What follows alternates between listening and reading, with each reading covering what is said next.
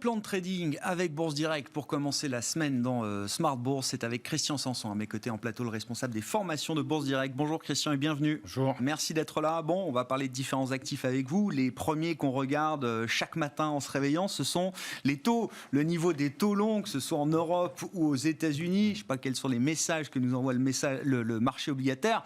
En tout cas, force est de constater que les taux restent scotchés au plus bas. C'est ça, depuis en fait le 18 mai, qu'on a fait un petit pic là, sur les taux français, les taux américains. La tendance, bien sûr, reste haussière pour l'instant sur du long terme, mais depuis le 18 mai, on est dans un canal baissier. Donc il y a vraiment un niveau très important à surveiller en France, c'est les moins 0,03, juste légèrement en dessous du seuil des zéros, parce que si vous venez vraiment être franchi dans ces cas-là, on pourrait glisser jusqu'à moins 0,14. Ça correspond un petit peu avec les 1,1960 aux États-Unis, qui est le bas aussi de tendance baissière.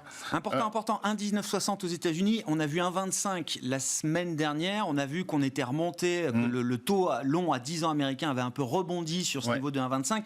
Vous dites le niveau à vraiment surveiller, c'est juste sous les 1,20 aux États-Unis. Oui, c'est ça. Et, voilà, parce qu'en fait, la tendance, elle est baissière. Il y a 1,1960 au niveau du support, 1,50 au niveau de la résistance. Pour l'instant, on est vraiment en tendance baissière. Donc, il faut vraiment surveiller ce niveau-là. Il faut qu'il tienne entre guillemets. Mais... Parce que pour l'instant, quand même, depuis quelques mois, où la tendance est quand même haussière, mais à court terme, c'est vrai que on s'y attendait pas vraiment. Mais on est sorti en fait de ce canal par le bas, et là maintenant, on est bien installé dans une tendance baissière. Donc, ça fait partie des gros contre-pieds quand même du deuxième trimestre et de ce début de troisième trimestre. La rechute des taux longs, que ce soit aux États-Unis et dans le sillage des taux américains, évidemment les taux européens. Sur l'euro-dollar, au passage, est-ce qu'il y a quelque chose de particulier à signaler? Par rapport à la semaine dernière, pas de changement, c'est toujours une sinusoïdale. Alors pareil, un support qui est très important à surveiller, c'est la zone des 1,1620. Voilà. Il y a un 17 bien sûr intermédiaire, mais 1,1620. Il se balade entre 1,16 et 1,2240, 1,2340. Donc c'est vraiment une sinusoïdale. Donc quand on s'approche plutôt près des supports, les gens spéculateurs vont jouer peut-être le rebond. Quand on s'approche des résistances, ils jouent plutôt au contraire short pour aller vers le support. Mais c'est plat depuis le mois de septembre. C'est ça, pas de grande tendance depuis longtemps sur l'euro-dollar. Depuis le mois de septembre, ça bouge pas. C'est fait simplement un petit yo-yo. Si on regarde des actifs matières premières avec vous, Christian, qu'est-ce qui vous intéresse là entre les métaux industriels, les métaux précieux, le pétrole également, toujours regardé de près? Alors il y a déjà l'or futur qui est sympathique parce qu'en fait, il fait une figure de retournement. On est sorti de la tendance baissière par le haut et donc on se dirige peut-être doucement, tranquillement, pourquoi pas vers les $1,900.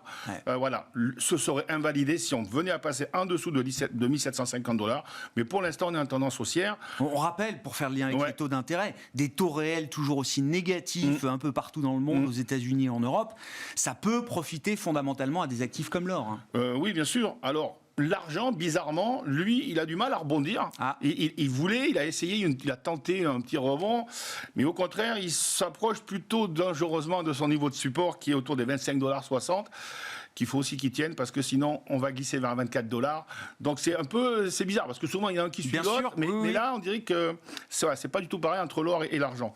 Le nickel futur, alors là, on arrive dans les plus hauts historiques, quasiment. On est à quelques centaines de dollars des plus hauts qui étaient autour des $20,000. Voilà, donc on consolide un petit peu ce matin. Ça s'appelle un biseau. Faut voir, faut faire attention parce que quand on est toujours dans les plus hauts, il y a toujours un petit peu de retour de papier. Donc faut faire attention. Au niveau du pétrole, on l'a dit la semaine dernière, il y avait une petite divergence sur le MACD. On a commencé par consolider avec une baisse assez violente en 2-3 jours. Et puis il a reparti un peu de l'avant.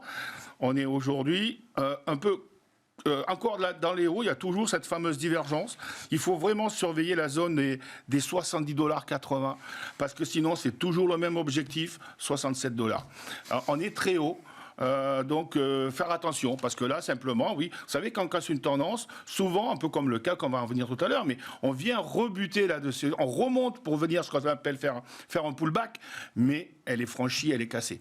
Donc voilà, il faudra faire quand même surveiller cette zone des $70,80 sur le WTI parce que sinon ça glisse vers 67. Est-ce qu'on a un vrai renversement de tendance sur pas mal de matières premières? On sait que ça a été un sujet chaud, que l'envolée des cours des matières premières pose des problèmes aux entreprises. entreprises, à certains pays consommateurs également. On a vu la Chine qui essaie de mettre un peu de matières premières sur le marché pour essayer de refroidir un petit peu certaines d'entre elles. Bon, à surveiller. Et puis le pétrole, avec toujours les débats au sein de l'OPEP qui n'ont pas trouvé de compromis la semaine dernière pour remonter graduellement la production. Donc il y a un peu de pression toujours peut-être autour du pétrole. Voilà pour les actifs matières premières à suivre. Et puis le CAC 40, effectivement, juste pour redonner un peu de perspective, il y a moins d'un mois, on touchait quasiment 6700 points sur le CAC. C'est ça. On se retrouve 6500 points autour à mi-séance là ce lundi, au moment où on se parle. Christian, qu'est-ce qu'on peut dire de la configuration technique de l'indice parisien ? Ces 2 dernières séances, en fait, on est sorti par le bas de la tendance haussière qui a été faite depuis le mois de mars l'année dernière. Donc on est exactement un petit peu comme tout à l'heure avec les taux, on est en canal baissier maintenant, avec un support qui est autour des 6270, une résistance à 6530. Pour remettre en cause un petit peu cette tendance négative court terme, il faudrait vraiment qu'on passe au-dessus des 6530 points. Et là, on pourrait même aller battre le plus haut annuel. Mais pour l'instant, on est sorti par le bas de la tendance haussière du mois de mars. Et donc, ces 2 derniers jours, donc on est sorti jeudi, vendredi, on a monté sur le pullback. Aujourd'hui, on baissote un petit peu, je comprends, mais on est dans ce trend encore depuis, pareil, là c'est depuis la mi-juin. Depuis la mi-juin, on est dans ce trend baissier.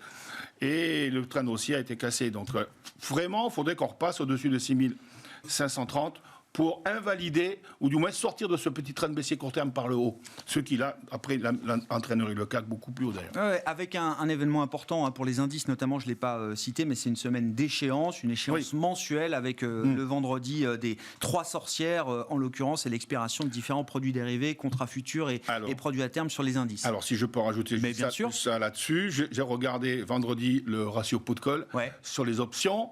Au mois de juillet, il y a autant de positions ouvertes sur les calls que sur les puts, c'est parfait. Il n'y a pas d'excès d'optimisme ou de pessimisme.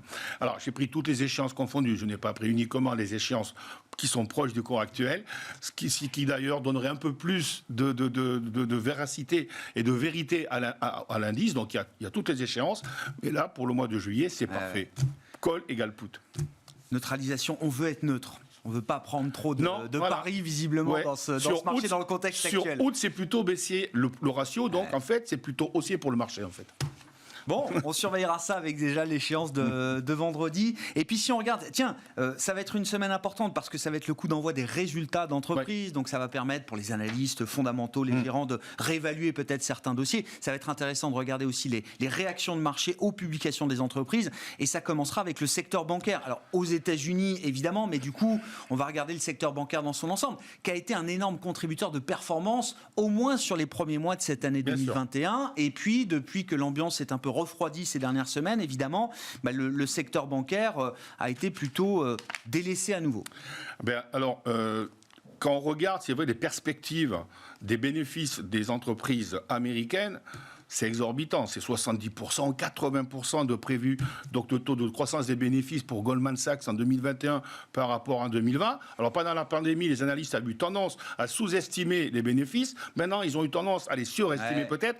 Faudra faire d'un excès à l'autre, vous dites. Il faut faire très très attention au niveau de. En France, on est beaucoup plus zen entre guillemets, on est beaucoup plus raisonnable puisque le taux de croissance moyen est de 13% pour 2021 et 12% pour 2022. Alors qu'aux États-Unis, ils attendent une baisse des bénéfices pour 2022. 67% d'augmentation. On aura un pic de bénéfices aux États-Unis cette année. En 2021, voilà. Alors, on n'a pas le même profil de reprise entre l'Europe, la France et les États-Unis, évidemment. Et donc ça se reflète dans le schéma, les perspectives qu'on a pour les croissances bénéficiaires. Alors techniquement, par contre, il faudra faire très très attention parce que j'ai regardé ce matin le graphique du CAC Financials, d'accord, qui est donc pas que les banques, il y a aussi les assurances dedans. Graphiquement, c'est pas très beau, c'est pas très joli, entre guillemets. On fait ce qu'on appelle une figure de retournement à la baisse. Il y a eu déjà un double top le dernier mois. Ça pourrait être une épaule tête-épaule. Ça, c'est par contre pas du tout bon. Alors, il faudra voir avec les résultats si ça vient ou pas confirmer ce que je dis. Le support est à 786 points sur l'indice. Il ne faut pas le casser avant le 26 juillet. Si on casse ce niveau-là avant le 26 juillet, puisque c'est une figure symétrique. Donc, si on casse ce point-là, ce ne sera pas bon. Et on peut retomber vers 662, mais qui, par contre, s'il devait y avoir une baisse très rapide et violente, il faudra sûrement profiter de cette baisse rapide et violente pour venir faire des bonnes affaires. Oui, non, mais on comprend quand même la prudence des investisseurs en ce moment, avec la rechute des taux longs qui casse un certain nombre de dynamiques qu'on a pu voir sur certaines classes d'actifs, à commencer par le secteur bancaire, qui a profité de la remontée des taux, de la repentification de la courbe des taux sur le début d'année notamment, et qui, maintenant que les taux rechutent, eh bien, se retrouve un peu plus sous pression. Et puis un mot du Dow Jones peut-être pour finir, on en avait déjà parlé la semaine dernière avec vous. Alors vous regardez dans le Dow Jones différents indices, différentes parties de l'indice global, et vous dites qu'il y a toujours un certain nombre de divergences, là aussi, auxquelles il faut être attentif. Le problème, c'est que le Dow Jones, alors les gens parlent toujours du Dow Jones Industrial Average, d'accord, mais il y a aussi le transport et les utilities, les services. Et en fait, ils marchent ensemble. Et donc, on parle toujours du Dow Jones industriel parce que c'est le plus connu. Lui, il est au plus haut. Il est en train de plat depuis pas mal de temps, alors que déjà on commençait à se retourner à la baisse, le Dow Jones Utilities et le Dow Jones des transports. Et souvent, quand il y en a un ou deux qui ne marchent pas dans le même sens, c'est la théorie. C'est un affaiblissement de la tendance. C'est la théorie, mais ça marche pas mal. La dernière fois que le Dow Jones Utilities s'est retourné, c'était au fin avril.